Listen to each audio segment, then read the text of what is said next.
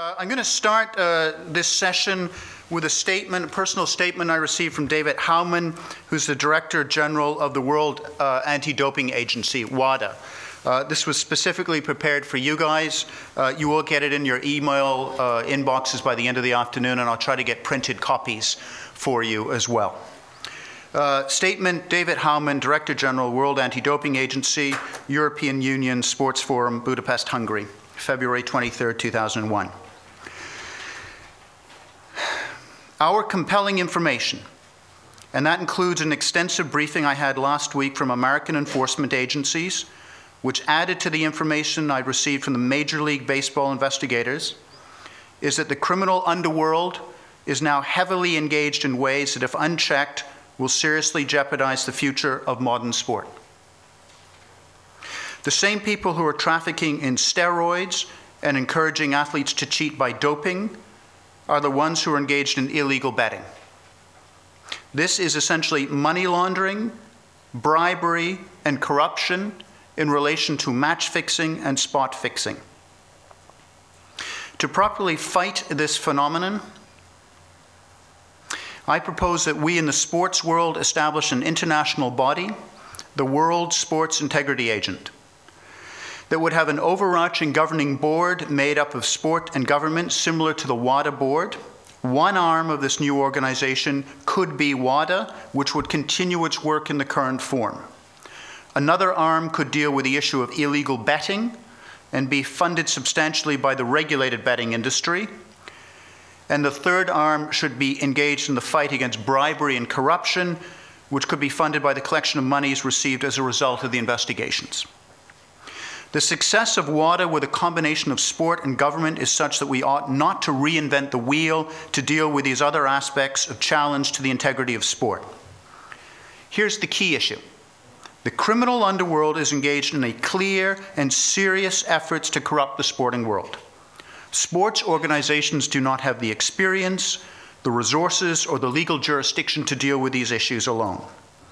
However, the money that the criminal underworld has is considerable. Thus, it needs government, sports organizations, and a legitimate gambling industry to unite together to save sport. If we do not do this, we face a very rocky future. David Howman, Director General, World Anti-Doping Agency. I have it here. I'll get it to your inboxes by the end of the afternoon and printed copies for you. Any questions on that? No? Okay. As you could see from my performance earlier today, I have a great deal of difficulty being both a moderator and an independent journalist. Now I've taken off my moderator hat, and I'll just give it to you as a speaker. Morgans, can you do what I did to you? Can you make sure I don't run over for more than 10 minutes? Absolute maximum 10 minutes.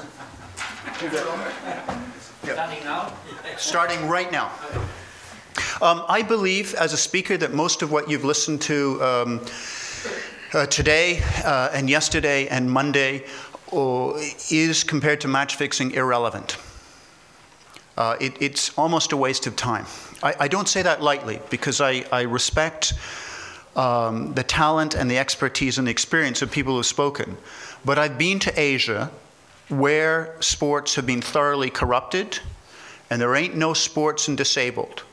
There ain't no union of football agents or football professionals who have any control over what's happening. The gambling, betting, and the generic system of corruption is so wide as to destroy sport completely.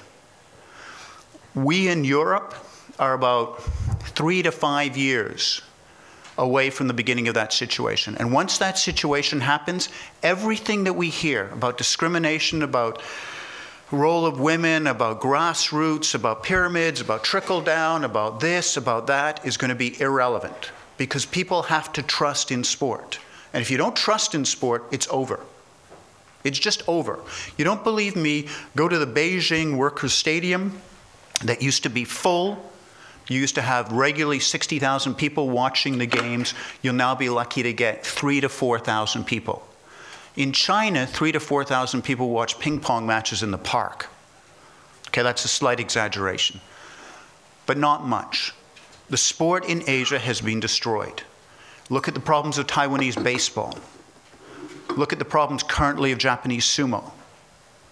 This is what is coming down the pipeline at us unless we get our act together. Okay, let me talk to you guys just as journalists. Here's a bunch of questions that I just want to go through because we're now hearing people starting to talk about this issue. We're hearing lots of consultants, we're hearing lots of sports organizations, we're hearing lots of, quote, experts declaring themselves as experts in this field. Here's a bunch of questions that you can ask these guys. Education. I'm a friend of Simon Taylor's and I have a lot of respect for his intelligence. One particular quote that Simon mentioned actually wasn't Simon's original words, it was a quote from Tony Blair. Education, education, education. I.e., if you educate the players and the referees, they won't take money. Breathe, stop, ask yourself, is there anyone over the age of 7 years old who doesn't know which goal to score in? Like, what education can you possibly give them? You can tell them that they will be caught, but that just isn't true. You can tell them that they'll always be found out by the gambling market, but that isn't true either. So what you're doing now without those two key parts is you're educating them on how to fix matches. Not all players. We've seen the great example of Matthias Esterhazy. We see that 90% of football players, athletes of any kind, are very honest. But there's going to be people in that room who, when you, quote, educate them against match fixing, are going to go, hang on, go back to the bit where you told me I could make a lot of money. That's the key thing. So when people roll out in your country education programs, ask them who are they? What experience do they have in preventing match fixing? Have they ever met a fixer? Just test them. Say, can you name an illegal Asian bookmaking group? Like, if you're an expert, just give me the name of an illegal Asian bookmaking company, tell me where they're located, and give me one of their owners. Finally, we all know this, follow the money. So who's paying you? And then, what do you tell the players and referees to do when they're approached? Finally, there's a misnomer, I've heard it in this room as the moderator, that it only takes referees and players to fix matches. This is patent nonsense. Club owners make money by fixing games, and then they order their players to fix. And the players, most of them, have a very simple choice. They either fix or they lose their place on the team. You've got to get into the club owners. If you don't believe me, look at what's happened to the Champions League. Group stages, Champions League. Our colleagues at UEFA have estimated in the last 5 years, they have at least 50 suspected matches. And the suspected matches are coming because the clubs are purportedly fixing, not players, not referees, but clubs are making the cash to pay for their seasons. Enforcement. Slowly, very, very slowly, I can count on the fingers of one hand the enforcement agencies fighting against match fixing. Ask them the same questions. Who are you? Are you a police officer? Are you a prosecutor? Because theoretically, they're going to be going into the room with a match fixer. They're going to be going eyeball to eyeball with these guys who are criminals. That's not a job for sports officials. They don't have the experience with these guys. I'm going to push down to the budget. What is your budget? Are you taking the bus to go out and interview these guys? How do we know that what we're seeing is not a fig leaf? Do you have investigatory powers? US Congress, when they look at corruption in sport, can actually compel witnesses to testify. At this moment, there's not a single security department in Europe or in sports that can compel testimony and search warrants. That's a judicial problem. But you've got to know that these guys are not police forces. A gambling monitoring system. I'm really glad that Khaled is here because there's a whole group of these gambling monitoring systems. There's a, quote, early warning system that FIFA has. BetRadar is a private company founded by Norwegians and Germans. There's half a dozen of these groups that purportedly monitor the gambling market. So a simple question, how many fixed games have you detected? What did you do with the information? Was anyone arrested? Like if you're getting lots of money to detect fixed matches and no one's been arrested, but we know that there's hundreds of fixed matches out there, what's going on? Like where's the disconnect? It may not be the fault of the gambling monitoring system, but there's a disconnect somewhere. Right, the technical stuff about early warning systems. Do the bookmakers provide the information about who is gambling? Tadra Venstra's people do. The public guys do. But lots of the private people do not talk about who's actually placing the bet. Why is that important? Because if there's £50 million bet on the USA team to lose to England, it's an interesting fact.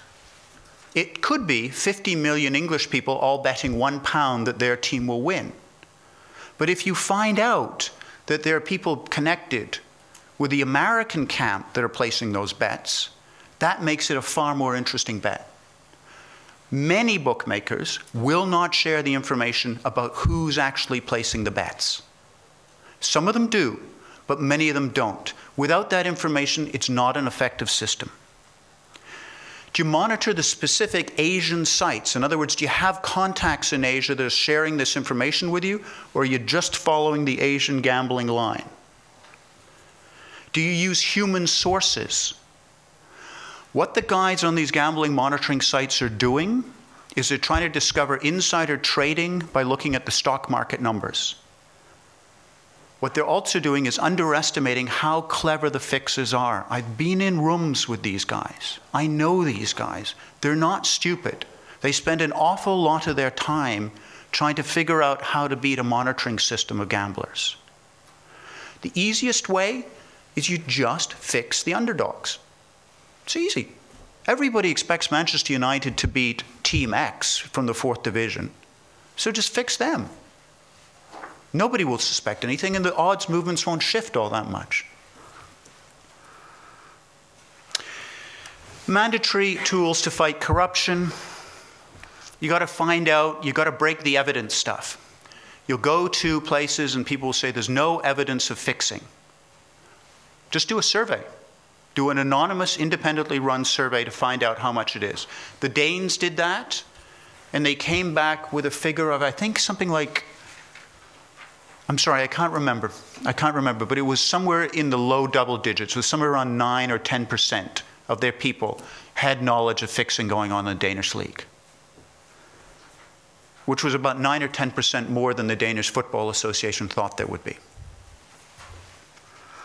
You have to have protocols in place that if players and referees are approached by anyone, even their club owners, they can have an independent hotline, which is anonymous, that they can go to and report that this has gone on. If they don't report the corrupt approach, they have to be penalized. Absolutely. It has to be proactive that the players and referees and anyone who is approached has to report the corrupt approaches. Finally, you'll hear it, you've heard it from David Howman, you'll hear it from Jens, you've heard it from Senator Cecilia Keevening.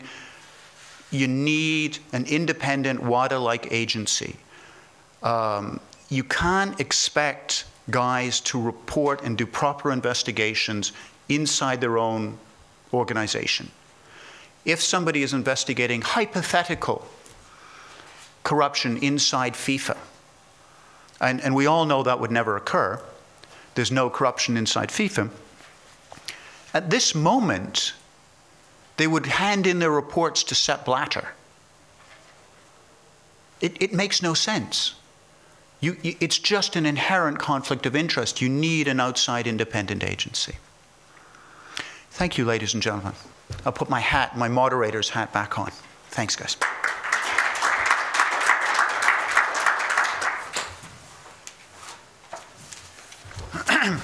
Hi, I'm back. How was that last speaker? Was he all right? Yeah. I hear he's a pretty intense guy. The next speaker is my friend. There seems to be a lot of these friends of mine, which is good. Jens Sager Andersen.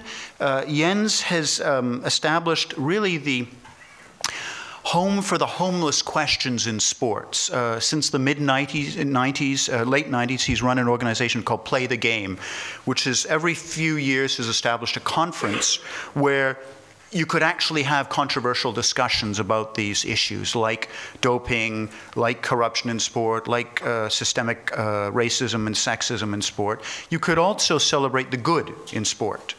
For any of you guys who don't know about this year's conference in Cologne, I strongly recommend that you find out about it.